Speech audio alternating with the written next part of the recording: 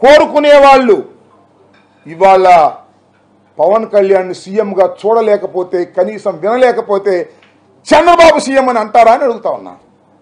Chandrababu CM అని అనండి. ఇవాళ ఇలాంటి పరిస్థితి ఎందుకు దిగజారిపోయిందో మీ రాజకీయ పక్షం ఆలోచించమని మనం చేస్తున్నా. దుర్మార్గమైనటువంటి రాజకీయాలు. అదేమంటే ఏయో చెప్తున్నాడు. ఏమంటాడు? ఏ జగన్ అరుపు.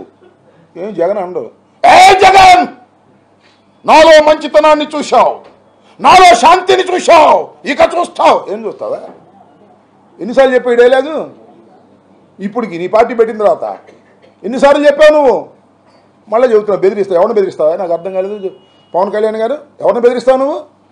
దమ్ముండి చంద్రబాబుని బెదిరించు, 4 సీట్లు తెచ్చుకో. ఎవరిని బెదిరిస్తావు? జగన్మోహన్ రెడ్డిని బెదిరిస్తావా? ఏమిటయ్యా నాకు అర్థం కాలేదు.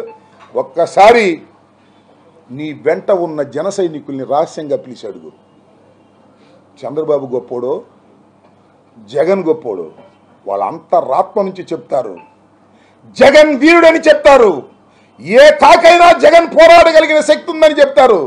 ఎవరిని దేహి అనుకోకుండా ముందుకు వెళ్ళగలిగిన శక్తి సామర్థ్యాలు ఉన్నటువంటి రాజకీయ నాయకుడు జగన్ అని చెప్తారు. ఈ రాష్ట్రాన్ని 5 సంవత్సరాలు పరిపాలన చేయటమే కాదు, మళ్ళా రాబోయే కాలంలో పరిపాలన చేయటానికి ప్రజల మన్నన పొందుతున్న వ్యక్తి జగన్ అని చెప్తారు. గుర్తుపెట్టుకో. నీ వెంట ఉన్నటువంటి జన సైనికులు సైతం, తెలుగుదేశ కార్యకర్తలు సైతం అంతర్మదనంలో, అంతరాత్మలో జగన్ మగోడు అనేటువంటి మాట ఉంది. నీకెక్కడుందయ్యా బాబు? నీ జనమే నిన్ను అంటున్నారు. చిచి మా పవన్ కళ్యాణ్ ఏంటండి నాకు అర్థం కాలేదు, చంద్రబాబు సంగెక్కుతాడు ఏంటండి అని అడుగుతా, అర్థం కాలేదు. ఇంకో మాట ఉన్నాయండి నాకు అర్థం కాని అంశం. నాకు చాలా బాధ కూడా వేసింది.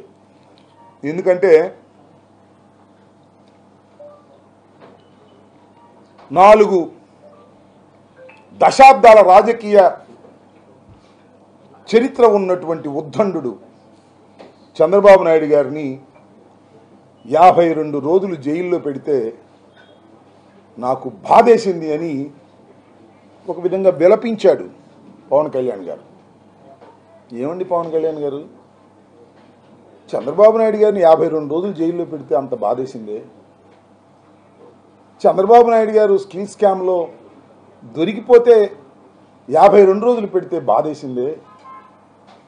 4 దశాబ్దాల చరిత్ర కలిగినటువంటి ఉద్దండు అన్నావే. నేను ఒక మాట అడుగుతానయ్యా పవన్ కళ్యాణ్ గారు, చెప్పండి. ఎంతో రాజకీయ భవిష్యత్తు ఉన్నటువంటి వ్యక్తి వంగవీటి మోహన్ రంగారావు గారిని నడి బజారులో నరికినప్పుడు నీకు బాధ కలగలేదా అని అడుగుతా ఉన్నా. అంతేకాదు, నీతికి నిజాయితీకి పేరు పొందినటువంటి వ్యక్తి, ఎవరికి అమ్ముడుపోనటువంటి వ్యక్తి, కాపు ఉద్యమం కోసం కృషి చేసినటువంటి వ్యక్తి ముద్రగడ పద్మనాభాన్ని కొట్టినప్పుడు, ముద్రగడ పద్మనాభం గారి భార్య పిల్లల్ని వేధించినప్పుడు కలగని బాధ చంద్రబాబు నాయుడు దొంగ దొరికితే 52 రోజులు జైల్లో పెడితే బాధ కలిగిందా? ఏం వ్యక్తిత్వమయ్యా నీది? దేనికి ఆశపడుతున్నావయ్యా నువ్వు?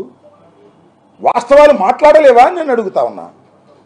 తెచ్చిపెట్టుకున్న ఆవేశం, తెచ్చిపెట్టుకున్నటువంటి కోపం, అరుపులు ఏమిటి రాజకీయాల్లో నాకు అర్థం కానిటువంటి పరిస్థితి. జగన్మోహన్ రెడ్డి గారి మీద విరుచుకుపడేటటువంటి మాటలు. తొక్కేస్తాడంట, అధపాతాళానికి తొక్కేస్తాడంట. నిన్ను పుట్టించిన వాడు రావాలి అధపాతాళానికి జగన్మోహన్ రెడ్డి గారిని తొక్కడానికని మనం చేస్తున్నాం. జగన్మోహన్ రెడ్డి గారిని అధపాతాళానికి తొక్కగలిగినటువంటి శక్తి నీకుందా? ఒకసారి ఆలోచించుకో. నీ అంతరాత్మను అడుగు. ఒంటరిగా గుండె మీద చేసుకుని ఆలోచన చేయమని మనవి చేస్తున్నా. జగన్మోహన్ రెడ్డి గారి గురించి మాట్లాడే నైతిక హక్కు లేనటువంటి వ్యక్తివి నువ్వు. తండ్రి మరణిస్తే రాజకీయాల్లోకి వచ్చి భయపడుకోకుండా ముందుకు వెళ్ళినటువంటి వీరుడు జగన్మోహన్ రెడ్డి. ఏది అనుకున్నాడో దానికోసం ప్రయత్నం చేసే వ్యక్తి, రాజీ పడని వ్యక్తి జగన్మోహన్ రెడ్డి గారు. అలాంటి జగన్మోహన్ రెడ్డి గారిని పట్టుకొని ఇంకో మాట అన్నాడు, నేను నీకు తొక్కకపోతే నా పేరు పవన్ కళ్యాణ్ కాదని. నీ పేరు అసలు పవన్ కళ్యాణే కాదు. రాసుకో, వాళ్ళు చెప్తున్నా. ఈ మాట మీద నిలబడు. ఇంకోటి నువ్వు అడిగింది 4వ పెళ్లి గురించి చెప్తా. స్నేహం అంట. స్నేహం చేస్తే చచ్చే వరకు నాది స్నేహం. అబ్బబ్బబ్బబ్బా, సిపిఐతో స్నేహం చేసావుగా, చచ్చేదాకా ఉండవా? సిపిఎంతో స్నేహం చేసావుగా, చచ్చేదాకా ఉండవా? చెప్పయ్యా. అక్కడిదాకా ఎందుకు బీజేపీతో స్నేహం చేస్తున్నావుగా, చచ్చేదాకా ఉండవా? ఎన్ని దొంగ మాటలయ్యా, నాకు అర్థం కాలేదు. ఒకటి పక్కన నిలబడేవాడివేనా? ఎవడు పక్కన పడితే ఆడి పక్కన మాట్లాడతావు. శత్రుత్వం ఉంటే చచ్చేదాకా శత్రుత్వం అన్నావు. నువ్వు అన్నావుగా. చంద్రబాబు నాయుడుతో శత్రుత్వం అన్నావు, లోకేష్తో శత్రుత్వం అన్నావు. ఎక్కడి దాకా ఉన్నావు శత్రుత్వం? నువ్వు అసలు మాట మీద నిలబడేవాడివేనా? అసలు ఒక చోట నిలబడేవాడివేనా? ఒకటి పక్కన నిలబడేవాడివేనా? ఎవడు పక్కన పడితే ఆడి పక్కన మాట్లాడతావు. అదేమంటే నా వ్యక్తిగత జీవితం గురించి మాట్లాడుతున్నారు. ఏ జగన్ అరుపు ఇంతకన్నా పెద్దదిలే, నేను సింపుల్గా అంటున్నా. నీ సంగతి నాకు బాగా తెలుసు. జూబ్లీ హిల్స్లో చెక్ పోస్ట్ దగ్గర నువ్వు చేసినవి తెలుసు. టన్నుల కొద్దీ నా దగ్గర సమాచారం ఉంది. ఇవ్వవయ్యా, టన్నుల కొద్దీ ఉంటే సమాచారం. What is blackmail? ఎంత చీప్ బ్లాక్ మెయిల్ చేస్తున్నావు? జగన్మోహన్ రెడ్డి గారి మీద నువ్వు వ్యక్తిగతంగా చెప్పదలుచుకుంటే చెప్పవయ్యా, దమ్ముంటే అది చెప్పవు. బెదిరింపు, బ్లాక్ మెయిలింగ్. బ్లాక్ మెయిలింగ్ బయట జడిసే వ్యక్తి జగన్మోహన్ రెడ్డి గారు. నాకు 3 పెళ్ళిళ్ళు 4 పెళ్ళిళ్ళు అంటున్నావు. నన్ను దత్తపుత్రుడు అంటున్నావు.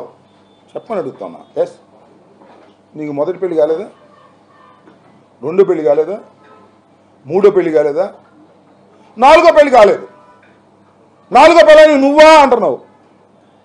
4గో పెళ్ళం ఎవరో కాదు, నేనా, నాదెళ్ళ మనోహర్ 4గో పెళ్ళం. మేము మా చేత ఎందుకు చెప్పించుకుంటా? ఏమి నాకు అర్థం కాలేదు. జగన్మోహన్ రెడ్డి పెళ్ళామా? నీకు చంద్రబాబుకి మొగుడు జగన్మోహన్ రెడ్డి గారు, గుర్తుపెట్టుకోమని మనం వచ్చేస్తున్నా. ఇది ప్రజావాక్కు, నేను చెప్పేది కాదని మనం వచ్చే.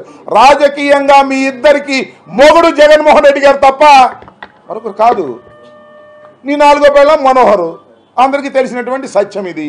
ఏం మాట్లాడుతున్నావు నువ్వు? నేను ఒక్కటి మనవి చేస్తున్నా, నేను అందరికీ మనవి చేస్తున్నా. ముఖ్యంగా తెలుగుదేశం ఏ మాటగా మాట చెప్పాలి. చంద్రబాబు ఎంతవరకు లిమిట్స్లో మాట్లాడాలో అంతవరకు లిమిట్స్లో మాట్లాడితే కొద్దిగా ఎక్స్ అయ్యాడు. నీ దుంప దగ్గర నువ్వేందయ్యా పిచ్చి పిచ్చి పిచ్చి పిచ్చి అరుపులు, పిచ్చి పిచ్చి గందరగోళాలు.